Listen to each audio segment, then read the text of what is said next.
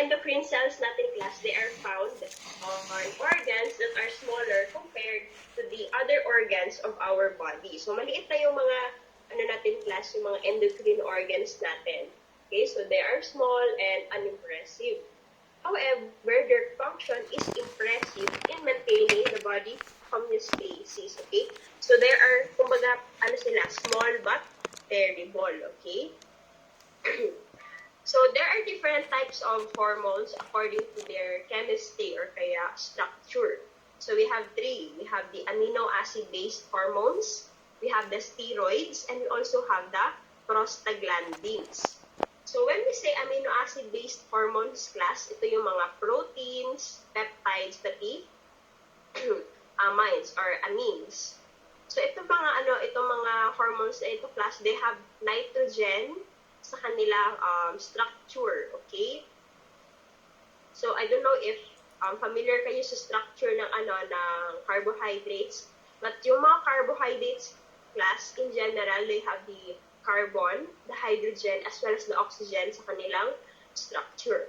Now, lagyan mo yan ng N para maging para maging chol. Okay? So, pag may nitrogen yan, class, that is a protein already. So, ito yung mga yung mga amino acid-based hormones natin. So, yung mga amino acid-based hormones natin, class, usually they end with in, okay? Nag-end sila sa in. So, for example, we have the epinephrine, we have the norepinephrine, the prolactin, thyroxine, yung mga ganyan, okay? So, yung mga in class, mga amino acid-based hormones, yan sila. So, another type of hormone are the steroids. So, steroids, class, they are made up of cholesterol, okay? Again, steroids, they are made up of cholesterol. And examples of steroids in the body, steroid hormones in the body are the sex hormones, such as the progesterone, estrogen, as well as the testosterone. So, as they are as they are cholesterol, these types of hormones are water-feeding or mga hydrophobic. Ito sila, okay? Again, steroids are hydrophobic. So, in relation, si amino acid-based hormone class, they are water-loving or mga hydrophilic sila. Okay, so they can just be transported anywhere in our body without any carrier. Kasi di ba yung blood natin class, they are composed of water. So itong mga amino acid-based hormones class, natatransport lang yan sila easily using our blood. Whereas steroids class, since water-feeding sila, kailangan nila ng carrier. Okay? They need carrier proteins. Mga carrier proteins para matransport sila sa ating body. Okay? Again, si amino acid-based hormones, they can freely circulate throughout our blood. However, si steroids, hindi sila makacirculate ng madalian kasi they are water-feeding. As a result, kailangan nila ng carrier proteins. At example ng carrier protein natin sa katawan class is the albumin, which is the most abundant protein in our body. Okay? Again, si albumin, siya ang most abundant protein sa ating katawan. And then, it is also a type of carrier protein. So, kinicarry niya yung mga steroid hormones natin. Okay? So, lastly, we have the prostaglandin. So, yung mga prostaglandin class, they are made up of highly active lipids. Okay? Highly active lipids known as the eicosanoids. Okay? Eicosanoids. Okay? So, again, prostaglandins, they are made up of highly active lipids known as the eicosanoids. So, this prostaglandin class, hindi natin ito masyadong itatopic for the endocrine hormones. Okay? So, just know that they are made up of highly active lipids and then they act locally. Okay? So, specific lang yung mga organs na kanilang tina-target. Okay? Again, we have the amino acid-based hormones, the steroids, and then the prostaglandins.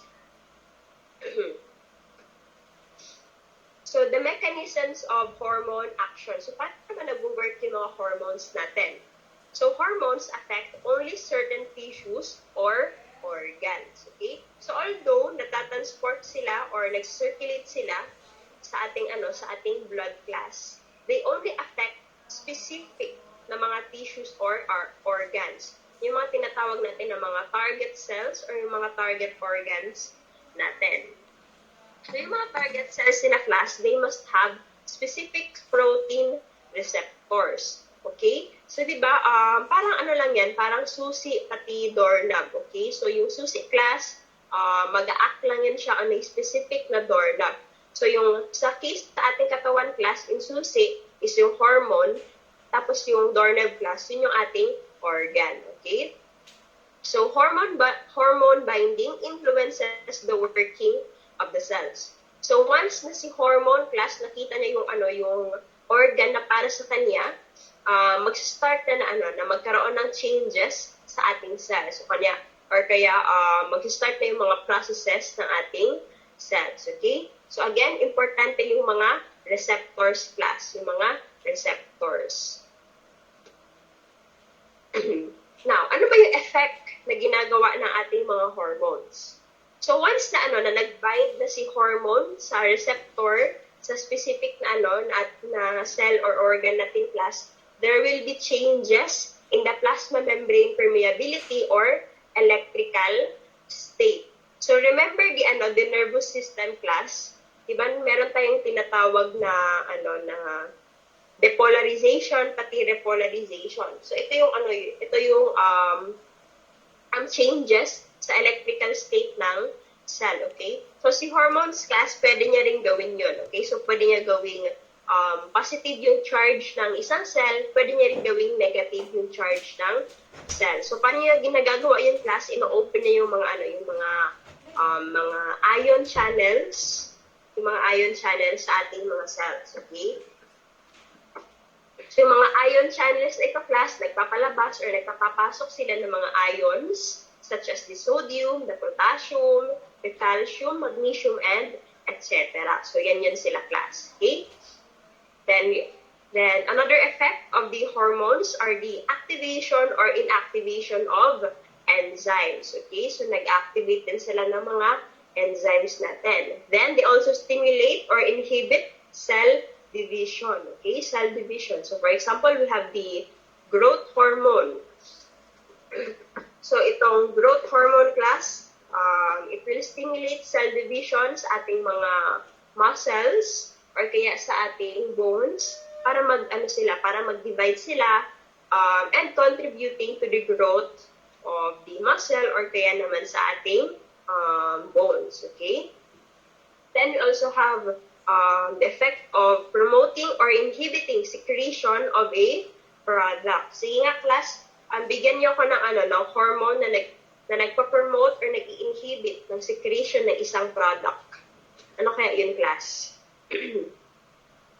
What do you think is a hormone that promotes or inhibits secretion of a product? Ano ba yung hormones na alam niyo, class? Ano kaya? Sige, ano yung class? Ano yung hormone na i-inhibit ng production of urine?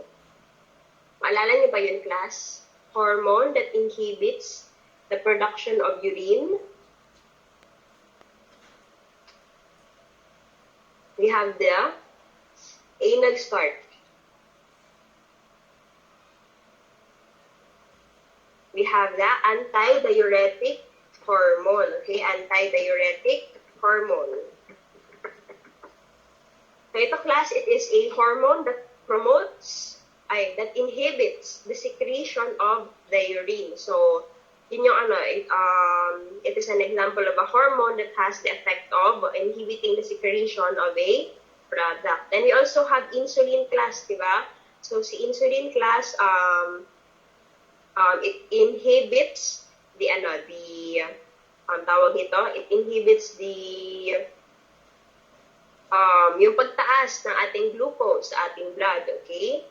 The last effect of the hormone is the turning on or turning off the transcription of certain genes, okay?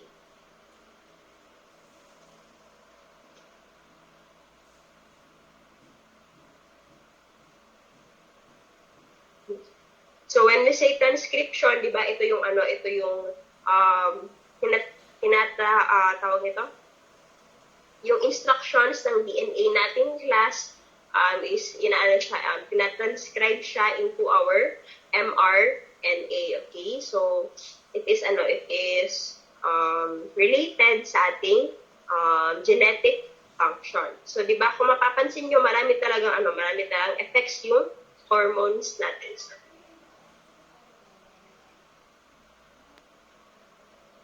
So they are small but terrible talaga in action.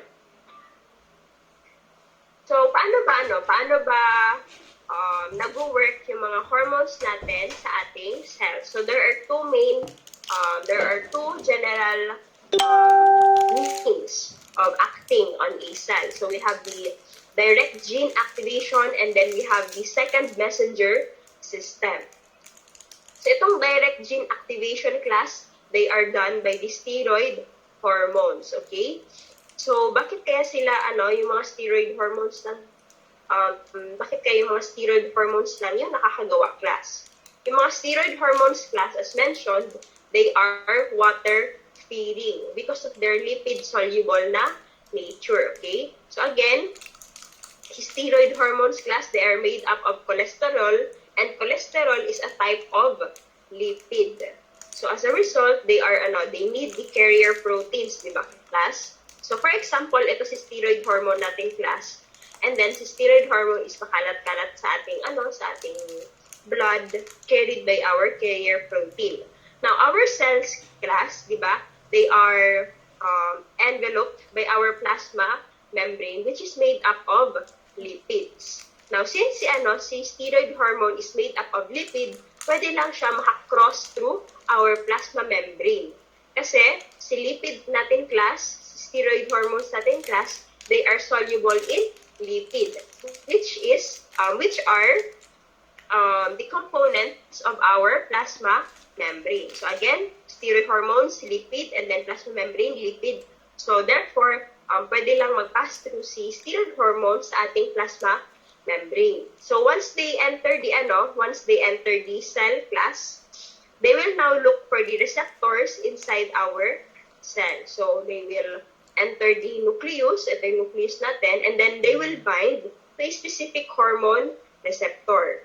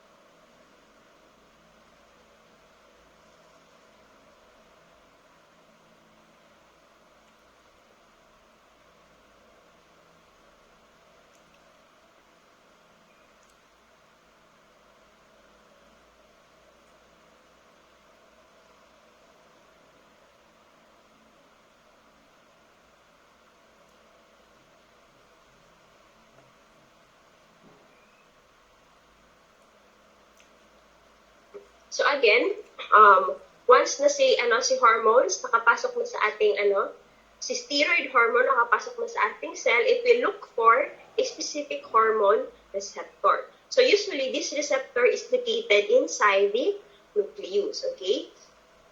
So ito siya, si steroid hormone, papasok siya, pupunta siya sa ating nucleus, okay? So magbabind siya sa ating receptor protein producing the hormone receptor complex, okay? Now, itong si hormone receptor complex class, it will bind to our DNA. So, magbabind siya sa ating DNA. So, once na nag-bind itong complex na ito sa ating DNA class, it will activate the gene to transcribe mRNA, okay? So, pag mag-bind si complex and then si DNA, it will transcribe mRNA. So, makakaproduce tayo ng mRNA.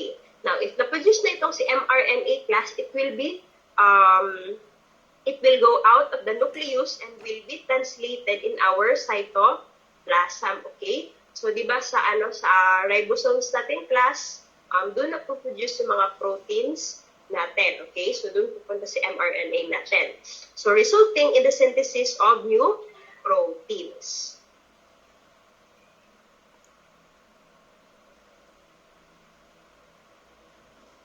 Okay, so yun ang action ng ating steroid hormones inside our cell. Okay, we have the direct gene activation. So in some cells class, minsan sa ibang cells class, wala sa nucleus yung receptor but nasa cytoplasm. Okay, so pwede yun. So in that case class, the steroid hormone will bind to the receptor in the cytoplasm and then yung complex na yun is pasok sa ating nucleus para mag-bind sa DNA. Okay? So yun yung action ng ating steroid hormones inside our cells. Now, how about sa mga non-steroid hormones o yung mga amino acid based natin na mga hormones? So yung action nila or yung method of action is the second messenger system. Okay? Second messenger system. Now, remember that non-steroid hormones are water-loving. Okay? So, since si plasma membrane natin, class, it is made up of lipids, si non-steroid hormones, class, they cannot pass through easily inside our cell. Okay? So, therefore, yung mga receptors natin, class, okay, they are found sa ating plasma membrane. Okay? Again, yung receptors ng mga cells, they are found outside. They are found on our plasma membrane. So, ito, nakikita niyo yan sila. So, ito yung mga receptors natin, itong violet. Okay? So, si non-steroid hormone, so sa yung tinatawag na first messenger, makakapasok dito sa ating, or magbabind dito sa receptor found on our plasma membrane class. It will activate an enzyme, okay? So, ito siya, enzyme. So, this enzyme class will catalyze reactions that produce the second messenger molecule. So pag na-activate itong si enzyme class, it will produce the CAMP, okay? So, ito yung CAMP natin, yung ating second messenger, okay? Second messenger. So, yung first messenger natin is the non-steroid hormone. Magbabind siya sa receptor sa ating plasma membrane. And then once na nagbind ito class, it will activate the enzyme which will produce our second messenger known as the CAMP. Okay, so CAMP. So lumabas ito sa quiz week kahapon. So ano daw yung molecule na nag-help sa hormone action inside the cell. So we have the CAMP. So CAMP, the short for cyclic adenosine, monophosphate. CAMP stands for cyclic adenosine monophosphate. Then, itong si CAMP class, it will now oversee additional intracellular changes that promote the typical response of the target cell to the hormone. So, si CAMP, siya na yung gagawa ng mga effects inside our cell. So, for example, we have glycogen breakdown, okay? So, madali lang yung action ni non-steroid hormones. So, again, non-steroid hormones, they are water-loving. As such, they cannot pass through easily inside our cell kasi si plasma membrane natin is made up of lipids. So, as a result, kailangan nyo mag-bind sa receptors that are found on our plasma membrane. Okay? So, once na nag-bind din silang dalawa, ma-activate yung enzyme natin which produces the CAMP or the cyclic adenosine monophosphate. And then, the cyclic adenosine monophosphate will now affect or will now have an effect on the intracellular changes, okay?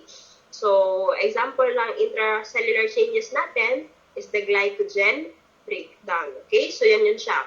The second messenger system. So kung mapapansin ninyo class, sa ating direct gene activation, yung receptors natin, they are found inside our cells, okay? Inside the cells. Whereas sa second messenger system, they are found on the cell, okay? So they are found on the cell, specifically sa ating plasma membrane, okay? Nagets niyo yun, class? Naintindihan niyo yun? May mga confusions ba tayo with regards to direct gene activation and the second messenger system? Nagets ba yung mechanism? May mga questions ba? Naintindihan niyo ba, class? Okay? Sabihan niyo lang ako, class, if may mga hindi kayo naintindihan. Okay?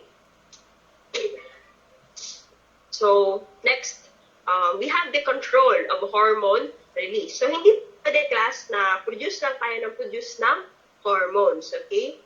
So, pag masobrahan kasi, it will have a negative effect sa ating body. So, as a result, kailangan nating i-control, okay?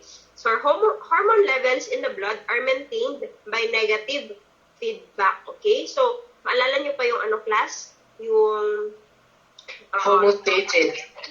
Yes, yung negative feedback natin which is helpful in homeostasis or maintaining balance inside our body, okay? So, yung negative feedback natin, class, ito yung diba? Once na high na yung levels na isang product, it will now signal the organ to stop the production of the substance, okay? So, sa natin, class, sa hormones natin, class, meron tayong stimulus, okay? So, yung stimulus natin, pwedeng low hormone levels, which will trigger the release of more hormone, okay? So, hormone release will stop once an appropriate level in the blood is reached, okay? So, initially, class, kapag mababa yung hormones natin inside our body, yung organs natin, class, magpo-produce sila ng maraming hormones. Now, pag na-reach na yung appropriate level in the blood, itong mga organs natin, class, they will now stop the production of hormone. So, yun yung negative feedback system natin.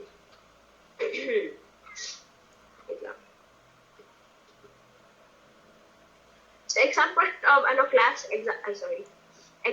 example of stimulus natin, class, we have the hormonal na stimulus. So, pwedeng yung fellow hormones lang din niya ang magsabi na, uy, organ, produce ka ng hormone, okay? So, pwedeng humoral. So, when you say humoral, class, ito yung mga substances inside our body fluids, yung humoral.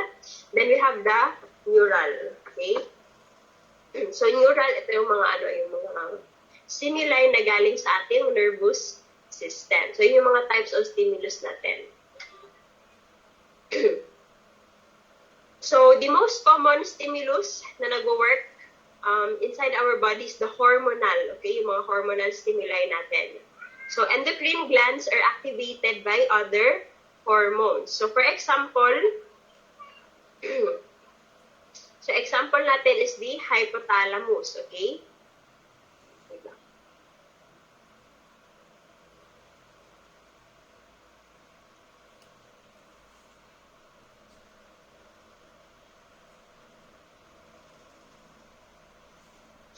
So, itong hypothalamus natin, class, this is found inside our brain, di ba? Specifically sa ating diencephalon. So, si hypothalamus, class, isa sa mga functions niya, aside from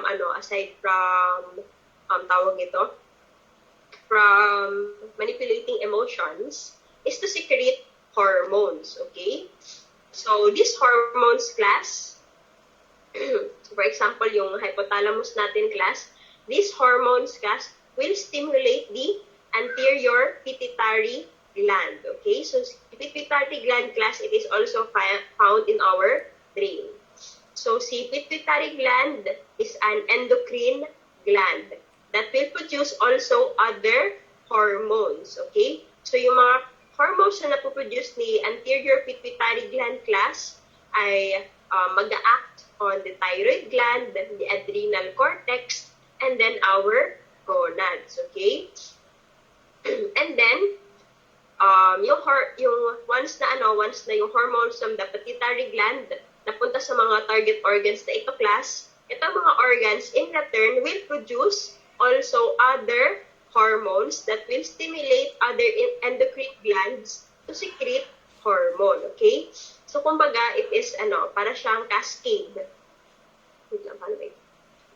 So, para siyang domino effect, okay? So, si hypothalamus, mag-produce ng hormones that will stimulate our anterior pituitary gland, and then si anterior pituitary gland class, mag-produce din siya ng hormones that will act on different endocrine glands, okay? So, yun yung ating hormonal stimuli of endocrine glands, okay? So, hormones na yun nag-activate ng fellow glands niya. Okay.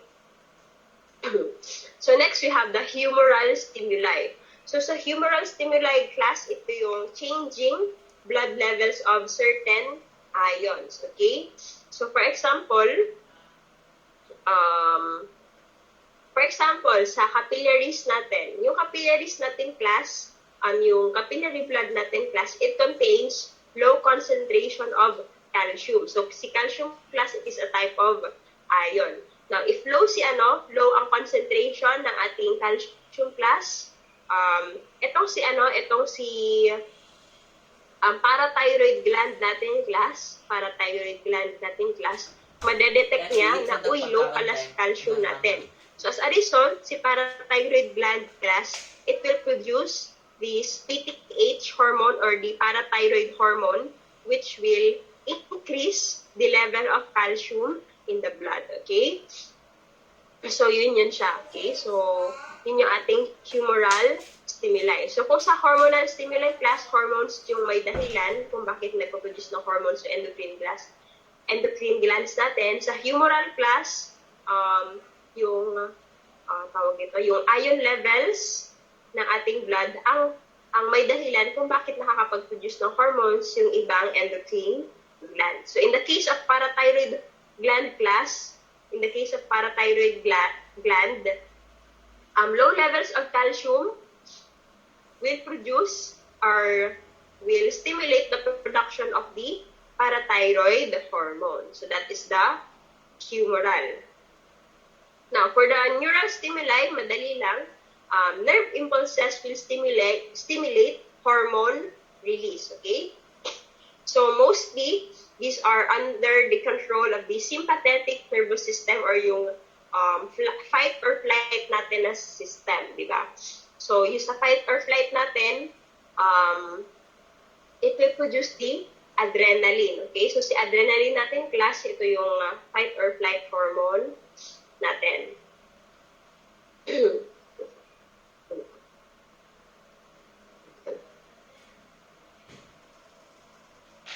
So, the nerve fiber in our okay lang.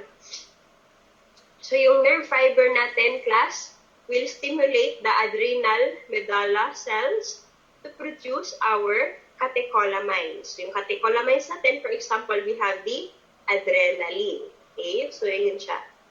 Neural stimuli.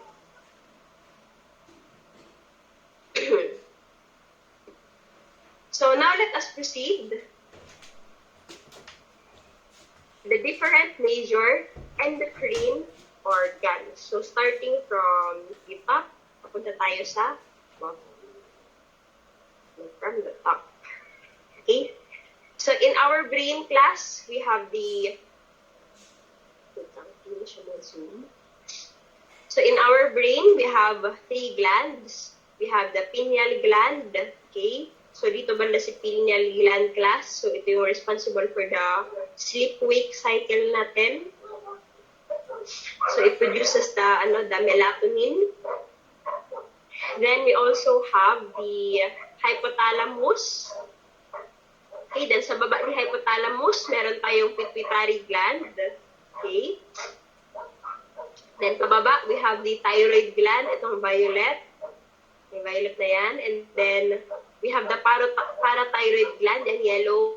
So it is located.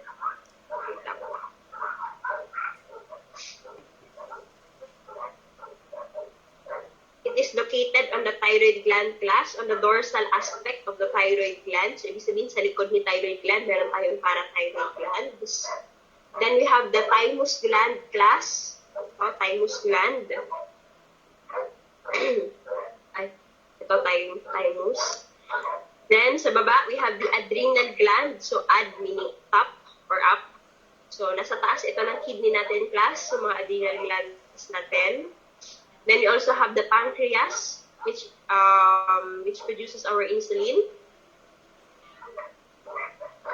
Then we also have the ovaries, which produces our sex hormones.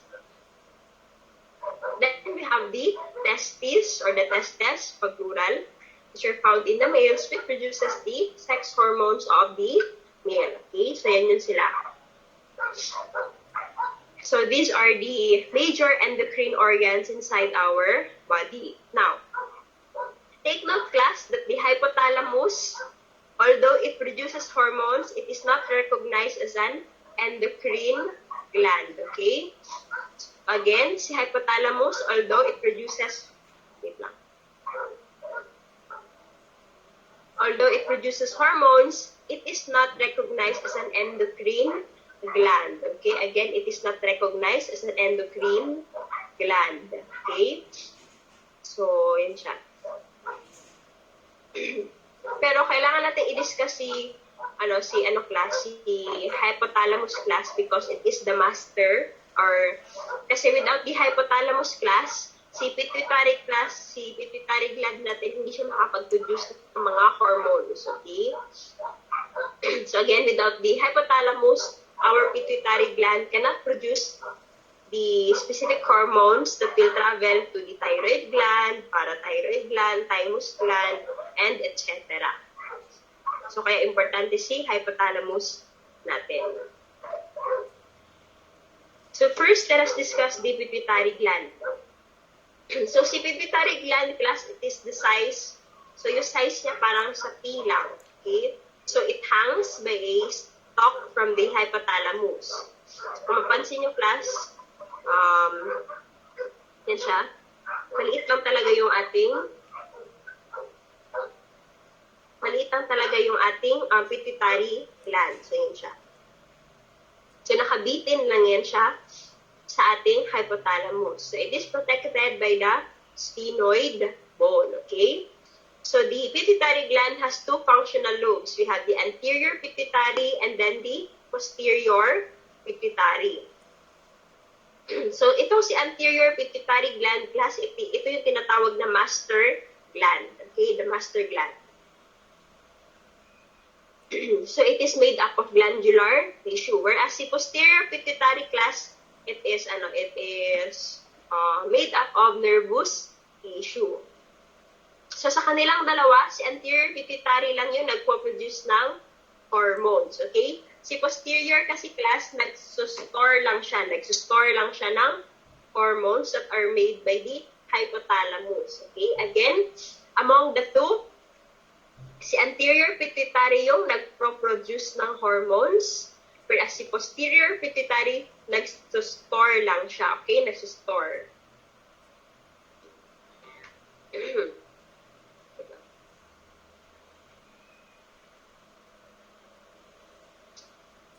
So, example ng ating, ito yun siya. Ito yun siya, class. So, ito si anterior pituitary, and then itong sa likod, si posterior pituitary.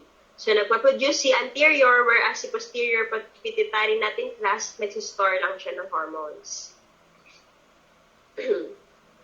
So, what are the hormones produced by the anterior pituitary? So, we have the growth hormone, we have the prolactin, we have the follicle stimulating hormone or yung FSH natin, we have the luteinizing hormone or yung LH, we have the thyrotropic hormone or yung TH, then we have the adenocorticotropic hormone or yung ACTH natin, Okay? So, yun yung 6 hormones natin.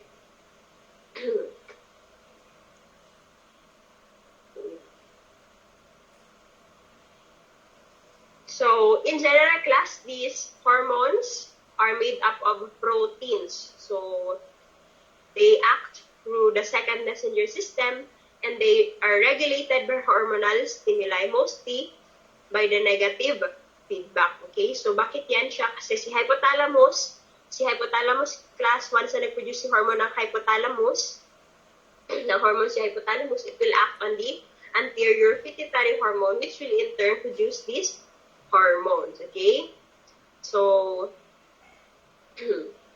so two of these hormones, the growth hormone and the prolactin hormone class, they affect the non-endocrine targets. Whereas itong si follicle stimulating hormone, luteinizing hormone, thyrotropic hormone, pati adrenocorticotropic hormone, they act on other endocrine glands. Okay, so so as a result, these 4 hormones are known as the tropic hormones. So when we say tropic hormones class, these are hormones that targets other endocrine glands. Okay, they target other endocrine glands. Now, among these 6, si growth hormone pati prolactin lang yung hindi tropic hormone kasi they act on non-endocrine targets. So they act agad-agad sa mga targets natin, such as the muscle, the bone, and then the breast for the prolactin. So yun siya ha, tropic hormones. They act on other endocrine glands. So ito yan siya. So si hypothalamus class, once na nag-produce siya ng hormone, it will act on the anterior pituitary gland. Now, itong si anterior pituitary gland class, it will produce other hormones, such as the growth hormone, prolactin, the follicle stimulating hormone, the thyrotropic hormone, or yung TSH natin, and then the adrenocorticotropic hormone, or yung ACTH.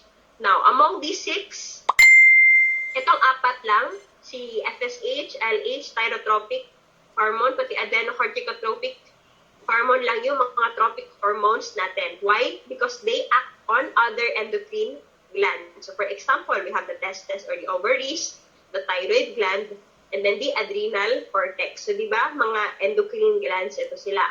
Whereas, si growth hormone pati prolactin, they act on non-endocrine organs. For example, we have the bones and muscles for the growth hormone, and then we have the mammary glands for the prolactin. So, si mammary gland class, although it is a gland, it does not produce hormone. It only produces milk. Okay? Milk. Gatas. Sa mga mothers. So, yun sila.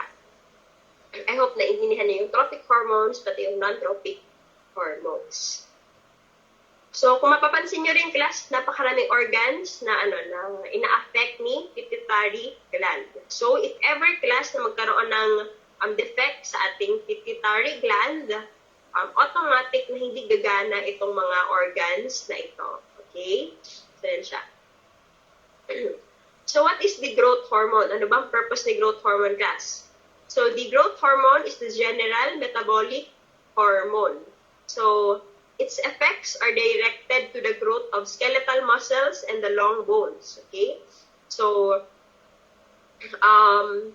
in the children or in the adolescents class, they act on the long bones. So, di ba, tawag ito, active pa yung epiphyseal plate natin, class. Yung part sa bone natin which produces or which elongates our bone. So, si growth hormone class, sa epiphyseal plate yan siya nag-a-act. Okay? Sa ating adolescent na stage.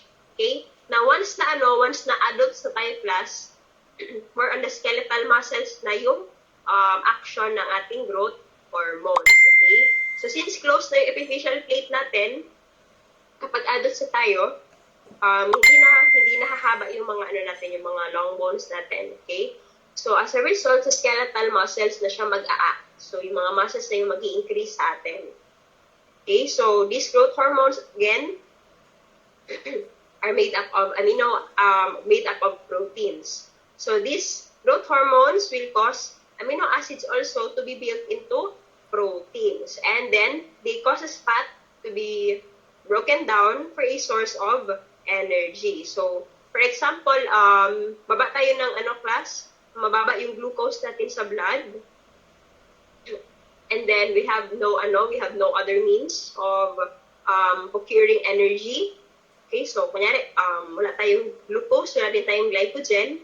Ito si growth hormone class, it will stimulate lipolysis. Okay, lipolysis. So lipolysis is the process of breaking down fat. Okay, so once na na-break down yung fat, it can now be used as a source of energy. So, importante si growth hormone. So, paano na-increase itong si growth hormone class? Of course, we have to sleep. Siguro sa mga bata class, kaya importante class ng mga bata na matulog ng 8 hours or siguro 8 to 10 hours class para ma-stimulate yung production ng ating growth hormone. Okay? So, importante yun siya. So, tayo mga adults, importante din na matulog tayo ng right amount para ma-produce yung ating growth hormones. Okay? So,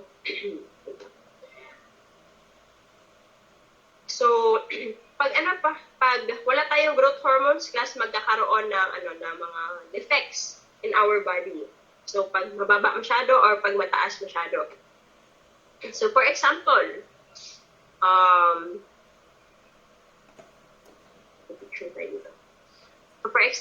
ba yung mga homeostatic imbalance natin? For example, class, pag pag yung mga bata class, they have decreased production of growth hormone, magkakaroon sila ng dwarfism. Okay? Dwarfism. Okay, so pag sa bata, in children,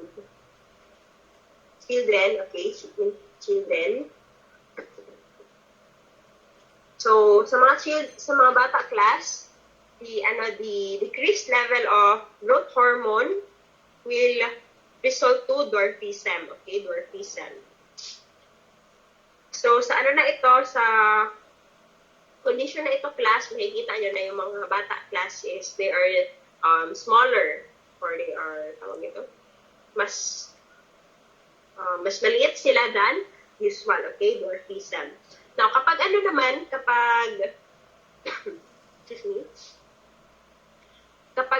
kapag nasobrahan naman yung production of the growth hormone sa children, ang tawag doon is gigantism. Ito yun siya. Gigantism. Okay? So again, hypersecretion of growth hormone in childhood is known as gigantism or gigantism, whereas hyposecretion in childhood is known as dwarfism. Okay?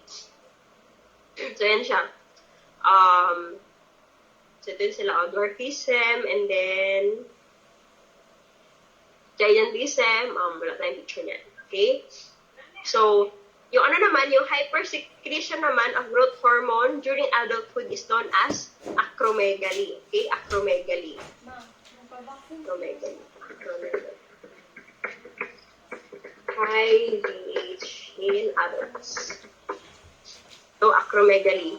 So, ito yung sa case ng acromegaly class, yung bones yung nag-enlarge, okay? Yung mga facial bones specifically. So, di ba pag adult, dapat naka-close na yung mga epiphyseal plates. Pero sa class, sa acromegaly class, open pa yung mga plates sa facial bones, sa face, kaya nag-enlarge din siya. So, for example, dito, mapapansin ninyo, nakita niyo ba yung difference class? So, medyo maliit pa yung face na dito, di ba? So, dito sa sa side na ito is lumapad yung kanyang facial bones. Okay, lumalapad. Okay, siya. Again, we have dwarfism, gigantism, and then we have the acromegaly. Okay, so those are the 3 conditions that are related to growth hormone. So next, we have the prolactin, which stimulates the mammary gland to produce milk, okay, during childbirth. So, class, sa males, meron din kayong mga prolactin class, pero yung function is unknown, okay? So, hindi naman nagpaproduce ng milk yung di ba? Yung mga males, pero meron pa rin silang prolactin. Then, we have the gonadotropic hormones, such as the FSH, pati yung LH natin. So, si FSH, from the name itself, it will stimulate the follicles of the ovaries, okay? Follicles of the ovaries. So, aside from that, sa males class, the FSH will stimulate sperm development in the testes, okay? So, again, sa babae, si FSH class, nag-stimulate sila ng follicle development sa ovaries para makaproduce ng estrogen. Whereas, sa lalaki class, they will stimulate sperm development in the testes, okay? Then we have the luteinizing hormone, which triggers ovulation of an egg and will produce progesterone, okay? Progesterone sa babae. Now, sa lalaki naman, it will stimulate the production of testosterone, okay? Again, FSH will act on the ovaries to produce the estrogen. Okay, FSH will act in the ovaries to produce the estrogen. So, sa lalaki naman, the FSH will act on the testes for sperm development. Now, sa luteinizing hormone naman, will act on the ovaries pa rin, trigger ovulation of the egg, and also to produce progesterone. Progesterone and ovulation. When we say ovulation class, ito yung pagmamature ng egg cells ng mga babae, okay? Then sa lalaki naman class, it will stimulate testosterone production. Testosterone production. So, remember niyo yan, class, ha? Remember niyo yan, class. Then, we have the thyroid-stimulating hormone. So, which stimulates the thyroid, okay? So, it influences the growth and activity of the thyroid. So, the thyroid-stimulating hormone class is also known as the thyrotropic hormone. So, thyrotropic hormone. So, thyrotropic hormone is also known as the thyroid-stimulating hormone. And then siya, thyrotropic hormone will act on the thyroid gland. Okay? And then lastly, we have the 1, 2, 3, 4, 5, 6. Then lastly, we have the adrenocorticotropic hormone, which acts on the adrenal cortex. Okay? Adrenal cortex. Okay? Adrenal cortex. Adrenocorticotropic. Adrenal corticotropic. Adrenal cortex. Okay? So, yun siya. So, yun yung mga hormones ng ating anterior pituitary gland. Now, hormones of the posterior pituitary gland. So, there are two hormones that are stored, okay, again, stored, not produced, by the posterior pituitary gland. We have the oxytocin as well as the ADH, or the antidiuretic hormone. Now, these two hormones class are produced by our hypothalamus, okay, hypothalamus. So, si oxytocin class, it stimulates contractions of the uterus during labor. So, I don't know if you are aware, but when a person or when a pregnant mother is while in labor class, minsan is ini-injection sila ng oxytocin class para mas makontract yung uterus ni mother. Okay? Para mas lumabas or matulungan si mother na ipalabas yung baby. Okay? So aside from that, it causes milk ejection. Okay, it causes milk ejection. Excuse me. Now, itong si antidiuretic hormone naman class, it inhibits urine production. Okay? So, aside from from urine, it also causes vasoconstriction or pinapaconstrict yung mga blood vessels natin para ma-increase yung ating blood pressure. So, as a result, yung antidiuretic hormone natin is also known as the vasopressin hormone. The vasopressin hormone. So, vasopressin, vessel pressure, so it increases the blood pressure. Yun siya, antidiuretic hormone. Ngayon natin to. Okay. So, tapos na tayo sa pituitary gland. Now, let us proceed with the pineal gland. So, si pineal gland class, it is a small cone-shaped gland located sa ating diencephalon. It hangs from the roof of the third ventricle of the brain. Okay? So, it secretes melatonin. Okay? Melatonin. So, melatonin class, ito yung involved sa ating sleep-wake cycle. Okay? So, I don't know, I think you're aware na if nag-take ng melatonin class, you will be, tawag dito, mas comfortable daw yung sleep natin. Okay? Or mas mahaba yung sleep natin or pagtulog, okay? Then aside from that, it coordinates the hormones of fertility, the pineal gland. Okay?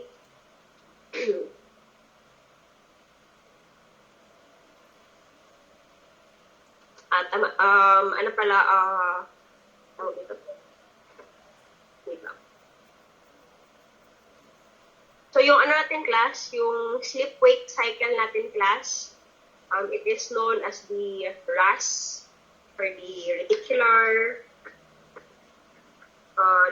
activating system. Reticular activating system. Or RAS. So again, the sleep-wake cycle is also known as the reticular activating system or the RAS. Okay, next we have the thyroid gland. So it is found at the base of the throat, and then it consists of two lobes and a connecting isthmus. Okay, may picture ito. Ito siya. So ito yung natin, thyroid gland. So it has two lobes. Ito, 1, 2. Ma'am, ang mga nocturnal, ano masabi mo about sa kanila? So, yung class, yung mga nocturnal class, baliktad yung kanilang sleep-wake cycle. So, tayo, we are active in the morning. Okay? So, yung mga nocturnal class, they're active in the night. So, in short, yung yung RAS nila or yung sleep-wake cycle nila is more active on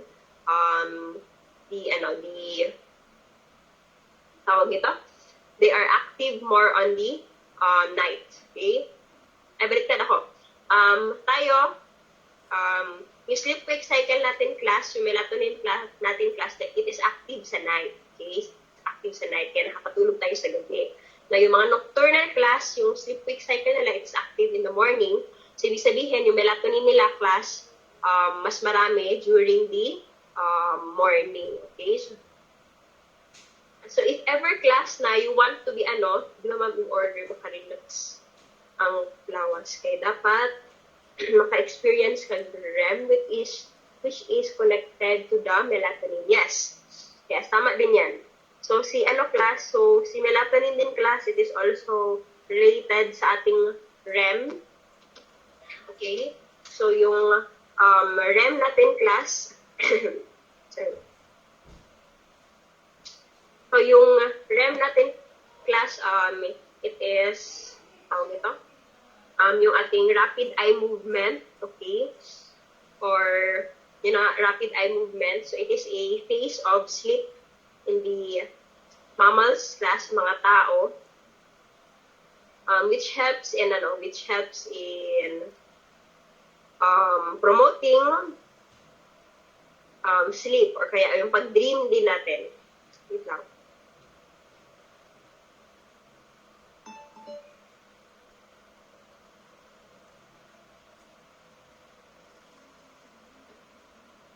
So, kaya meron tayong mga tawag ito, mga activities which helps in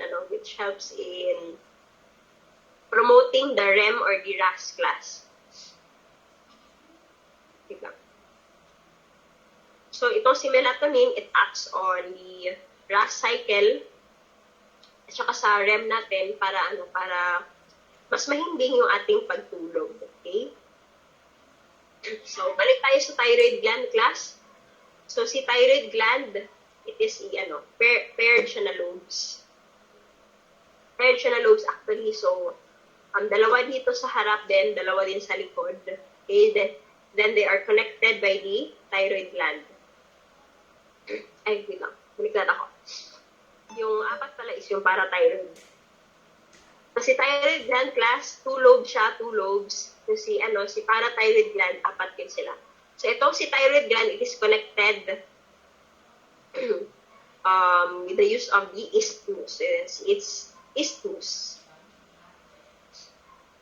So, it produces 2 hormones. We have the thyroid hormone and then the calcitonin. Thyroid hormone and the calcitonin. So, siya, thyroid gland. So, the thyroid gland is located inferior to the Adam's apple. Okay? So, wakan yung Adam's apple ninyo, sa baba niyan class yung ating thyroid glands. So, yung mga people na may goiter class, yung lumalaki class is yung thyroid gland. Okay? Thyroid gland. So, what are the thyroid hormones? So, there are 2 types of thyroid hormones. We have the thyroxine or yung T4, and then we have the triiodothyronine or yung T3 natin. So, these hormones are the major metabolic hormone. So, when we say metabolic hormones class, it is responsible for the cellular activity. So, these hormones natin class, they are composed of active iodine hormone. So, kaya may iodo dito class kasi they are made up of iodine, okay? So, si thyroxine, it is secreted by the thyroid follicles. And then, si triiodothyronine class, si triiodothyronine or yung T3 natin class, it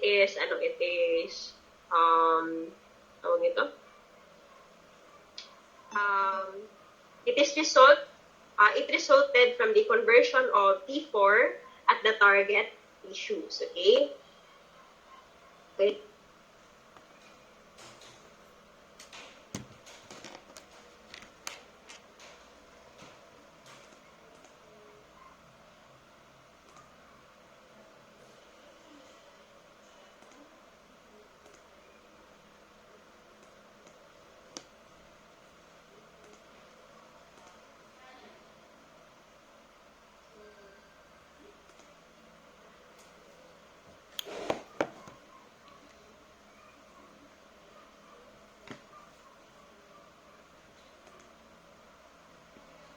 Itong thyroxine class,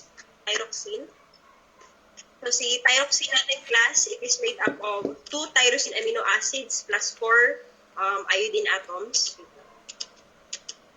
Thyroxine. Whereas si triiodothyronine class, it is composed of 2 tyrosine amino acids plus 3 iodine atoms. Okay, well siya. So, 2 tyrosine plus 4 iodine. Then, si triiodothyronine, 2 tyrosine plus 3 iodine atoms. So, kung based sa kanilang structure class, malalaman nyo or mapapansin niyo na very important talaga iodine para sa production ng ating thyroid hormones. Which is why, kapag mababa yung iodine levels mo class, most likely you will have a thyroid condition. So, sa class, sa parts ng ating world in which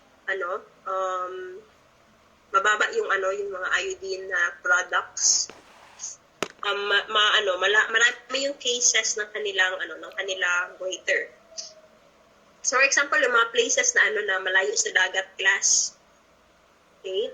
So, na-found out kasi nila na yung places na malayo sa dagat class, okay, mas prone sila to thyroid deficiencies.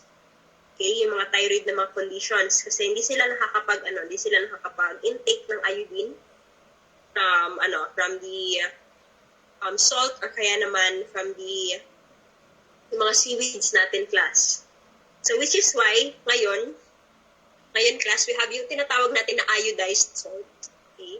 So maganda si iodized salt class para increase yung iodine levels ng ating katawan, okay? So people that are deficient with iodine must take iodized salt o kaya naman yung mga seafoods natin, okay? So yun siya, importante yung iodine. So, ano ang action nitong hormones na ito, class? So, these hormones, since major metabolic sila, class, they control the rate at which glucose is burned or oxidized. So, kinokontrol nila yung paggamit ng ating glucose. So, if mataas yung yung thyroid hormones natin, class, si glucose, class, nababurn sila or kaya na-oxidize sila and then converted to heat and chemical energy. So, I don't know if nakakita na ba kayo ng person na may class, na may goiter? Kung mapapansin niyo class, yung mga people na yan sila, payat yan sila. Okay? Wait lang. Search tayo. Thyroid deficiency. So, mostly class, yung mga people na ito, payat sila. Kasi, meron tayong tinatawag na hyperthyroidism in which mataas yung production ng thyroid hormones class. Now, since si thyroid hormones class, nag-burn down siya ng glucose and nag-convert siya into body heat. Okay? So, mas madaling ma-deplete or mas madaling bumaba yung glucose levels ng mga people na ito. As a result, yung mga fats nila is naka-convert din into energy kasi wala na silang glucose na available. So which is why payat yung mga tao na ito, okay? Yan yun sa mga sa mga people with hyperthyroidism. Okay, so yun sila. So another hormone in the thyroid gland is the calcitonin. So calcitonin, ang action nito is to decrease the blood calcium levels by causing its deposition on bone. So yun siya. Tawag ito?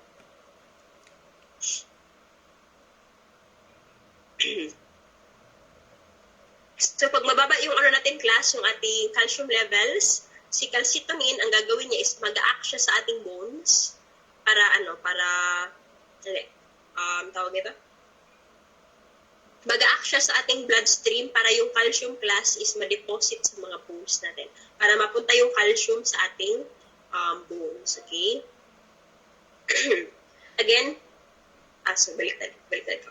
Pag mataas yung calcium levels natin, class, si calcitonin, pinapababa niya yung blood calcium levels natin, class, by making the calcium deposits, by making the calcium be deposited sa ating bones. Okay? So, pinapapunta niya yung calcium sa ating blood into our bones. Okay? So, it is antagonistic to the parathyroid hormone. Okay? So, si parathyroid hormone class, it is produced by our parathyroid gland. So, ang purpose ni parathyroid hormone class, it is to increase our blood calcium level. So, ang ginagawa niya is it acts on the osteoclast para i-degrade yung ating bones. Okay? So, once na na-degrade yung bones natin, si calcium ma-release sa ating bloodstream. So, yan yung calcium homeostasis. So, further discussion nito, class, is sa sa clinical chemistry na ninyo na subject. Basta remember lang ninyo na si calcitonin, pinapababa niya yung blood calcium levels, whereas si parathyroid hormone, pinapataas na yung blood calcium levels natin. Okay?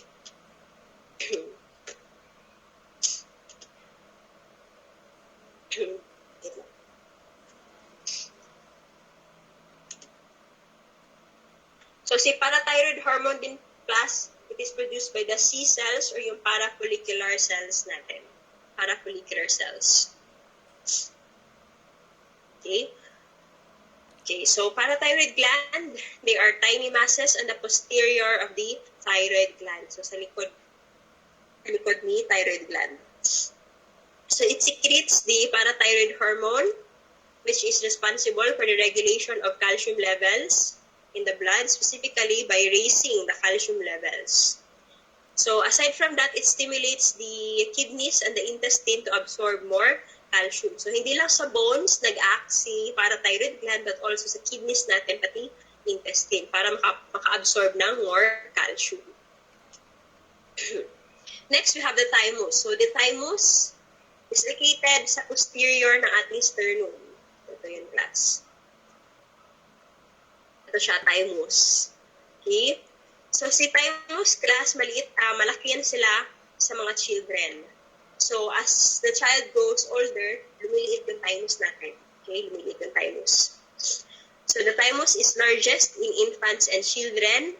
And when kapag nagiging adult na yung isang tao, lumiliit si thymus. So the thymus produces thymosin, which matures some types of white blood cells. Okay? So specifically yung mga natin, yung mga lymphocytes, yung mga T cells, okay? T cells. T cells. The T cells are types of lymphocytes. Okay? Lymphocytes, mga white blood cells yan sila, which are important in developing the immune system. So T cells, thymus. T cells, thymus.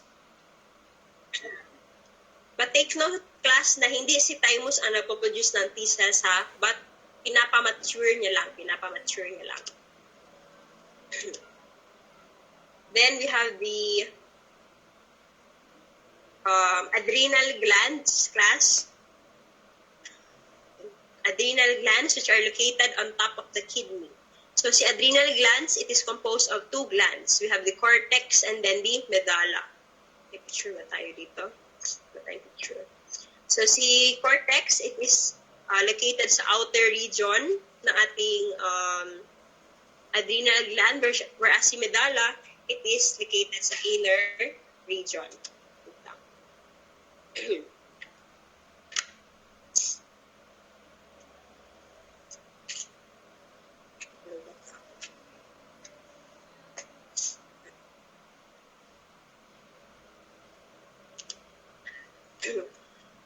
So the adrenal cortex class, they produce three major groups of steroid na hormones. Okay, steroid hormones.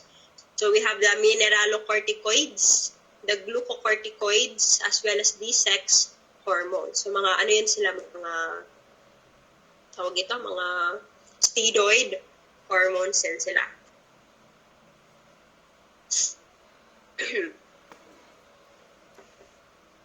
So the mineralocorticoids,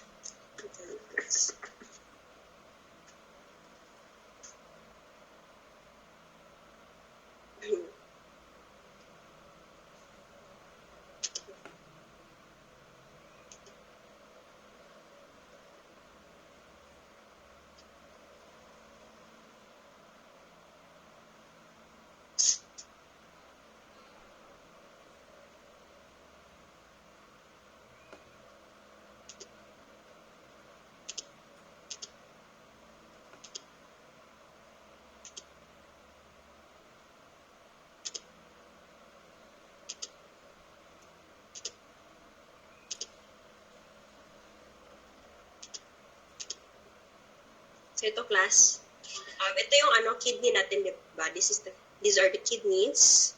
And then sa taas niyan yung adrenal gland natin, okay? So sa loob ng adrenal gland class, meron tayong adrenal cortex, which is the outer layer. And then we have the adrenal medulla, which is the inner layer.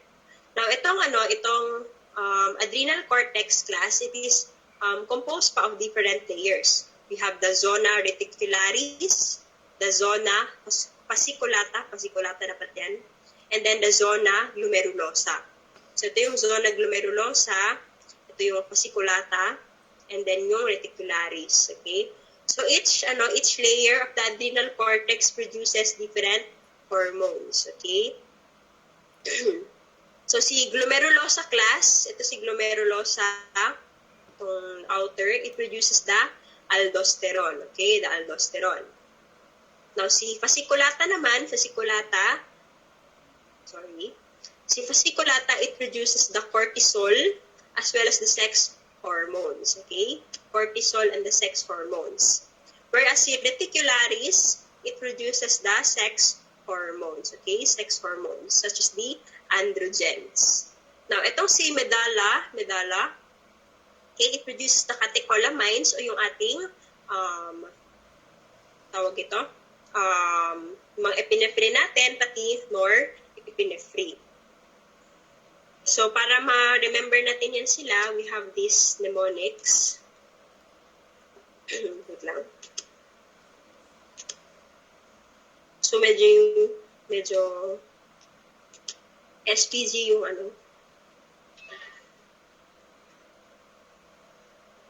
medyo SPG yung ating mnemonics class. Go find bigyan niyo ako ng R na pangalan, Romeo na. Go find Romeo. Make good sex. Okay? Go find Romeo, make good sex. So, si Go, glomerulosa, it produces the M for mineralocorticoids, such as our aldosterone. And then F for fasciculata, it produces the glucocorticoids or yung cortisol natin. And then Romeo, the reticularis, it produces the sex hormones. So, salt, sugar, sex.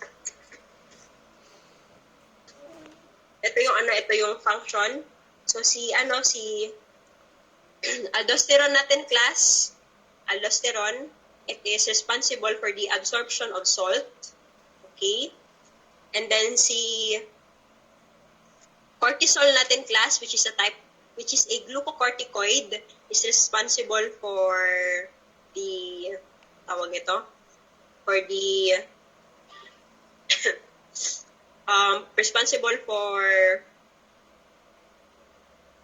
the usage of the sugar or yung glucose natin, and then the sex hormones for the stimulation of ating mga sex glands, okay? Go find Romeo, make good sex, salt, sugar, sex, okay? So, si mineralocorticoids natin class, specifically si aldosterone natin, it is produced in the outer adrenal cortex, diba? It regulates the mineral content in blood, water, and electrolyte balance. Okay, so if you can remember, diba, where salt goes, water follows, diba? So if ma-control ni aldosterone si salt class, makakontrol niya rin yung water natin. Okay, so the target organ of the aldosterone is the kidney. So the production is stimulated by renin and aldosterone. So the production is inhibited by the atrial natriuretic peptide. So this atrial natriuretic peptide is produced by our heart. Okay? So sa kidney natin class, di ba si kidney siya yung nagre-reabsorb pati nagsisecrete ng mga waste sa ating urine. Okay? So once si aldosterone na produce si kidney class, mas makaka-absorb siya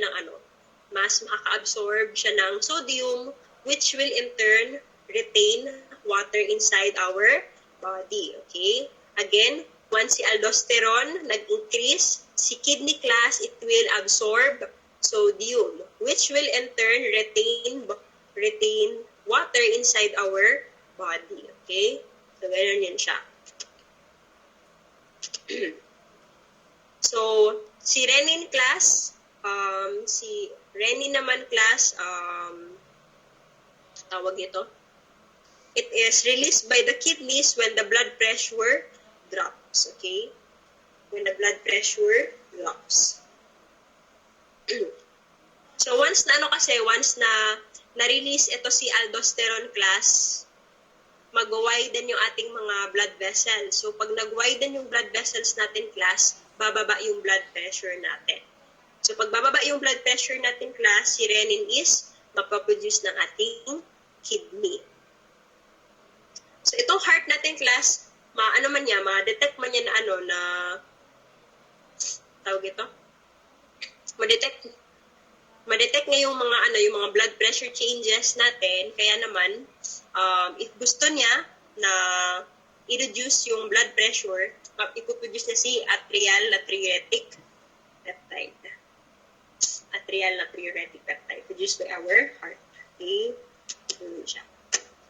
Basta importante nyo malaman, aldosterone, it helps in the reabsorption of salt para si water ma-retain ng ating body. Okay? Ito siya. Then we have the glucocorticoids.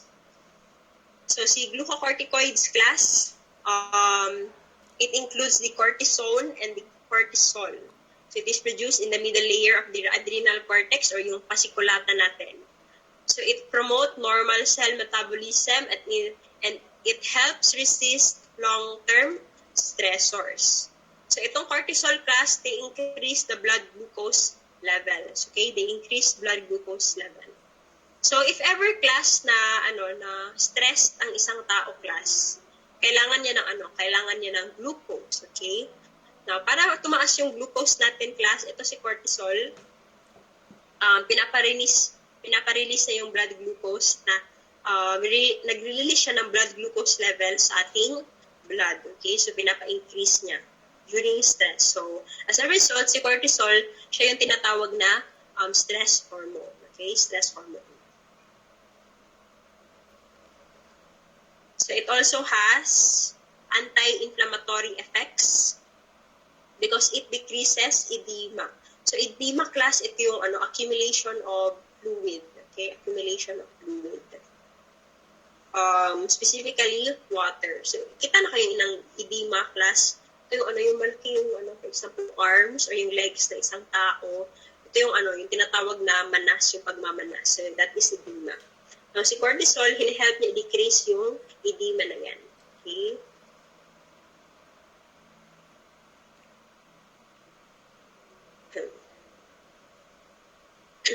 So aside from that, another inflammatory effect is to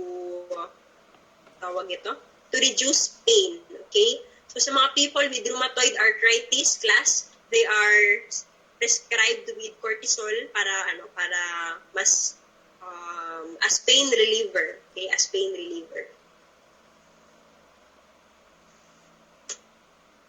Okay, sex hormones produced by the inner layer of the cortex or yung reticularis natin. So example of sex hormones are the androgens and the estrogens. So si testosterone class, napoproduce siya ng ating sex organs sa lalaki. So si androgens, it is produced by the adrenal cortex.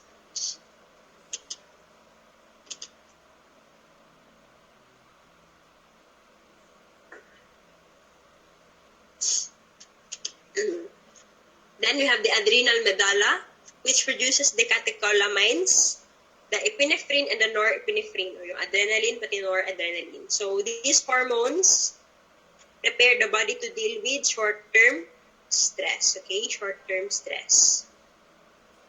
So it increases the heart rate, the blood pressure, and the blood glucose, okay? So di ba pag napansin niyo pag high yung adrenaline natin, mas bumibilis yung tibok ng puso natin, mas tumataas yung blood pressure natin.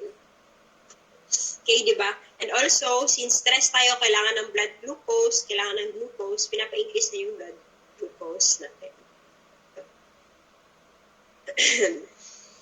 Now, if ever class na nagkaroon ng long-term na stress, yes, naging strong din ang tao. Kaya class, kaya kailangan ng glucose. Kasi si glucose gas, kailangan siya ng mga cells para mas mag-work yung mga cells natin. Okay?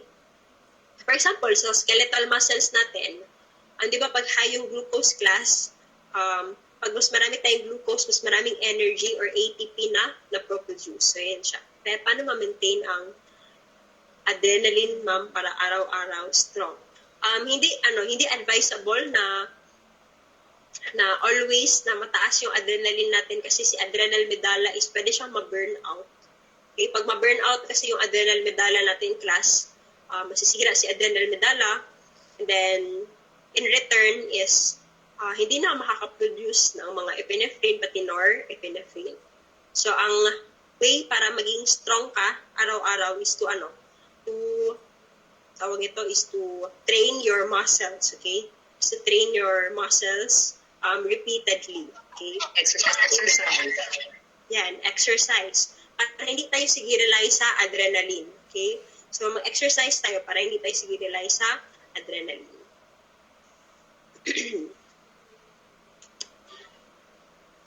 Okay? So tapos na tayo sa adrenal glands. Now let us proceed with the pancreas. So si pancreas, it is a mixed gland. So bakit siya tinatawag na mixed gland class? So because it can be an endocrine gland, it can also be an exocrine gland. Okay? It can be an endocrine gland, it can also be an exocrine gland. So specifically, yung mga islets ng ating pancreas, yung mga islets of Langerhans, sila yung nagpo-produce ng mga hormones. Yung insulin natin, pati yung ating glucagon. So these hormones are antagonists that maintain blood sugar homeostasis. So when we say antagonist, yung action nila is opposite with each other. So kung si insulin nagapa-decrease ng blood glucose level, si glucagon nagapa-increase ng blood glucose level. So we have this GG-Tech. Ano ba kung GG-Tech? GG-Tech. Yan. GG-Tech. Ito yung mnemonics for, these are hormones that increase the blood glucose level. So, G for glucagon, G for growth hormone, T for thyroid hormone, E for epinephrine, and then C for cortisol. Okay, GG-Tech. Again, they increase blood glucose levels. The GG-Tech. Again, we have the glucagon, the growth hormone, the thyroid hormone, the epinephrine, and then the cortisol. Then si insulin lang yung yung nakakapa-decrease ng blood glucose level. So very important, si insulin.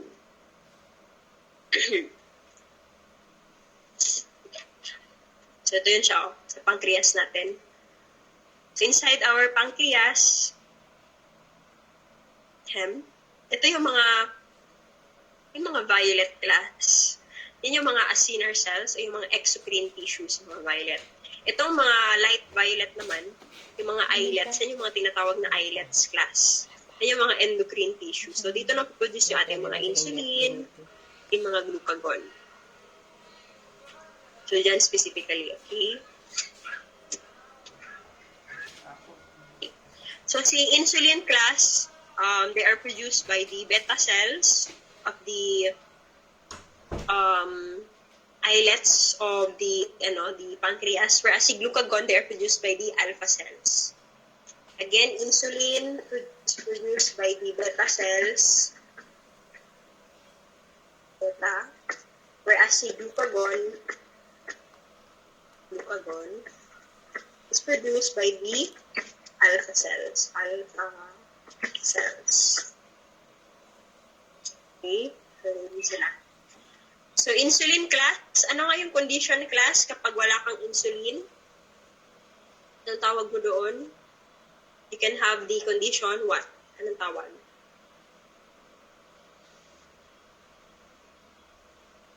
You can have the condition, diabetes. Specifically, class diabetes mellitus, okay? Dapat specific yung answer natin. You have the diabetes mellitus. So, si diabetes mellitus class is different from diabetes insipidus, okay? So, si diabetes mellitus, ito siya, ang related na hormone is the insulin. Whereas sa diabetes insipidus naman,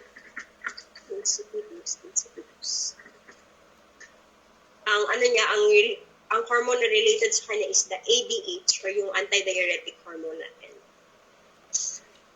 So, diabetes mellitus class, there are two types. You have the type 1 and the type 2, okay? Type 1 and the type 2. Type 1 diabetes and the type 2 diabetes. So, type sa class, sa type 1, ang sira dito is yung insulin receptors, okay? Insulin receptors. Excuse me lang.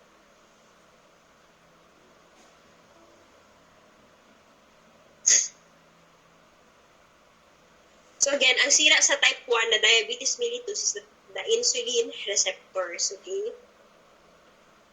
So as a result, although si pancreas nakaka-produce ng insulin, yung mga cells natin class is wala siyang receptors for the insulin. Okay? Sa type 2 naman class, ang sira dito is that si body hindi nakaka-produce ng insulin talaga. Okay? Hindi nakaka-produce ng insulin. So ma-prevent ito by lifestyle changes. Si type 1 kasi class, it is genetically inherited. So mahirap i-cure si type 1 na mellitus. Si type 1 na mellitus kasi yung receptors na mismo ang sila. Sa type 2 kasi pwede mong bigyan ng insulin yung pwede mong injection na ng insulin yung person. Pero sa type 1, hindi ka pwedeng basta-basta maka-inject ng insulin kasi yung receptors mismo yung sira. Okay? So walang mag-a-accept kumbaga sa mga insulin.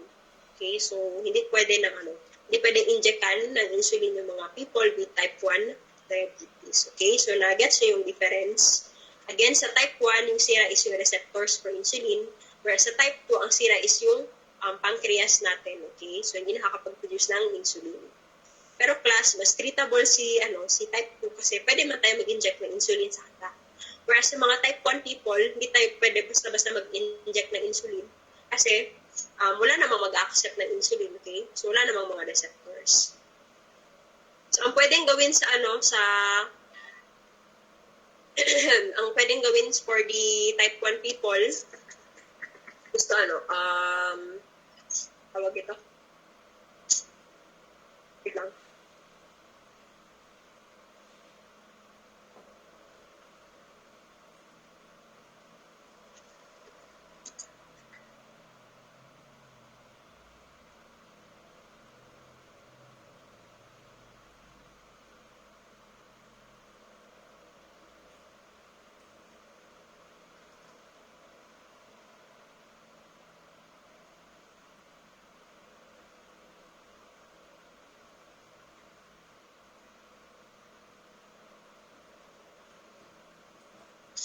Okay.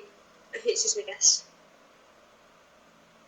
Okay, so yung mga people with type 1 diabetes class, dapat yung injection ng insulin nila is i-direct talaga sa mga cells mismo, okay? So directly sa cells mismo. So hindi siya pwede na ipaagi sa through blood lang, dapat sa cells or sa organs mismo siya ini-inject. Kasi yung most of the insulin injections kasi class is pinapadaan siya sa bloodstream natin. So yun yung pinaka-common ng mga injections. So they work for type 2. So sa type 1, since wala naman silang receptors na nakikita outside the cells, dapat yung insulin is i-direct talaga siya inside the cells. So yun yung mga treatment options for people with type 1 diabetes. Okay?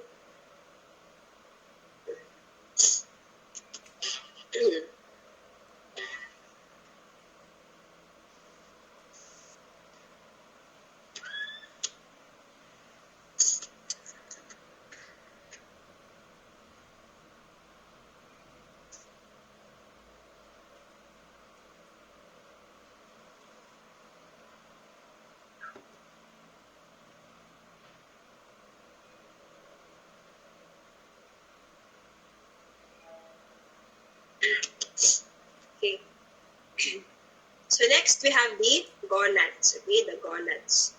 So the gonads class, they produce the sex hormones. So we have the ovaries as well as the testes. Okay, so ovaries, they produce the estrogen as well as the progesterone. Okay, so the estrogen helps develop the sex characteristics in women. Okay, so it is not true class na walang estrogen sa mga lalaki ha. Yung mga lalaki is meron din silang estrogen. However, pag nasobrahan yung estrogen sa mga lalaki, they might manifest feminine na mga characteristics, okay? So the estrogen also simulates the appearance of secondary sex characteristics at puberty. Then they also responsible for the menstrual cycle. So kaya nga yung mga people na gustong yung mga males na gustong maging females, they intake estrogen para ma-develop yung kanilang para maka-develop sila ng mga feminine na mga characteristics. Okay? Then we also have the progesterone, which is produced by the corpus luteum. So corpus luteum, it is located inside our ovaries.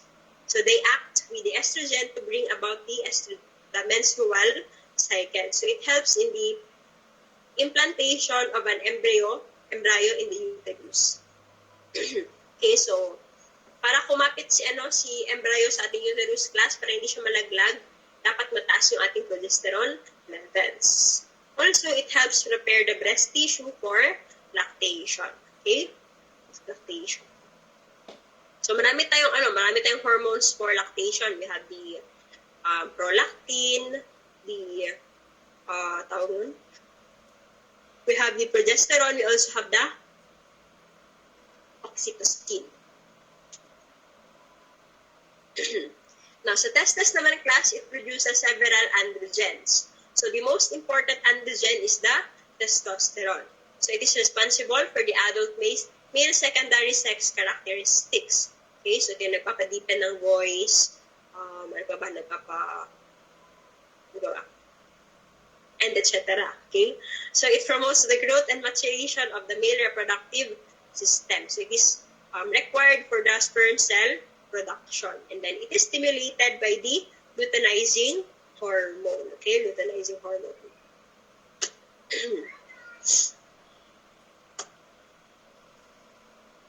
So other hormone-producing tissues and organs, we have the small parts of the intestine, the stomach, the kidneys, the heart, and then the as well as several areas. So ito sila class,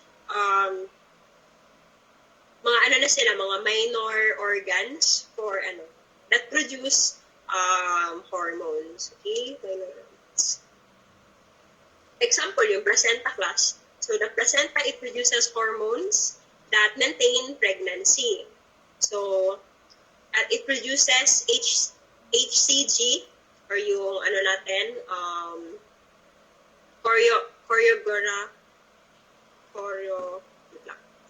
chorogonadotropic hormone. Human chorionic gonadotropin hormone.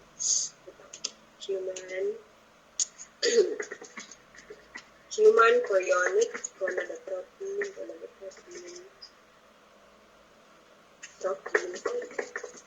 and human chorionic gonadotropin hormone. So that is the HCG produced by the placenta, which helps in the development of the embryo. So aside from that, it also produces estrogen, progesterone, and other hormones. Itong HCG class, lang ito? Pag ito dapat sa fetus lang ito nakikita. Now, kapag nakita siya sa adults class, it may mean na may cancer si patient. Meaning cancer.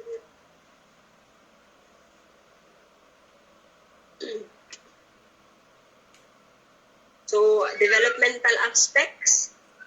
So, most endocrine organs operate smoothly until old age.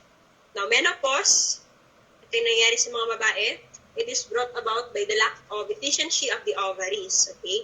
So, menopause class, ito na yung time in which ovaries din nakakapag-produce ng estrogen pati progesterone. Okay? So, problems associated with reduced estrogen are common.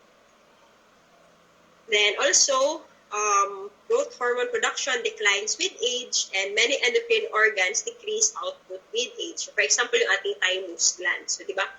As we grow older, si thymus gland is lumiliit siya and then hindi na siya nakakapag-produce ng kanyang hormone. Yung mga endocrine glands natin.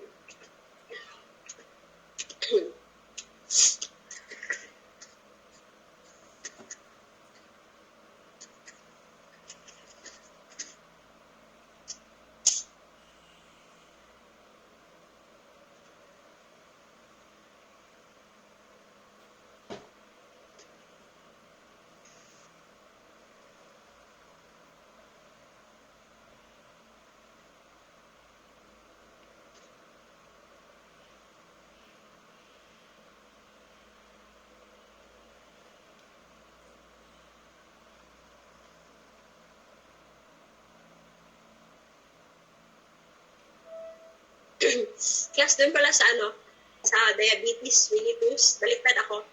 Okay, sorry for the confusion. So si class, yung type 1, yun yung hindi nakaka-produce na insulin yung body natin. Whereas yung type 2, yun yung sira yung receptors natin, class. Okay? Baliktad ako, okay? Again, type 1, sira yung natin, yung pancreas natin, whereas yung type 2, yun yung sila yung receptors. Okay, sorry for the confusion. Okay, so that's it for our discussion for the endocrine gland. Okay, so importante itong class, itong endocrine system sa medtech na profession class because sa laboratory, pinatest natin yung hormone levels ng isang tao. Okay, so nagko-collect tayo ng blood tapos tinetest natin kung high ba ang growth hormone, ang insulin, ang cortisol, and etc. So, yun yung importance ni endocrine system sa ating profession sa medical technology. Okay? Na may mga questions, class, with regards to endocrine system.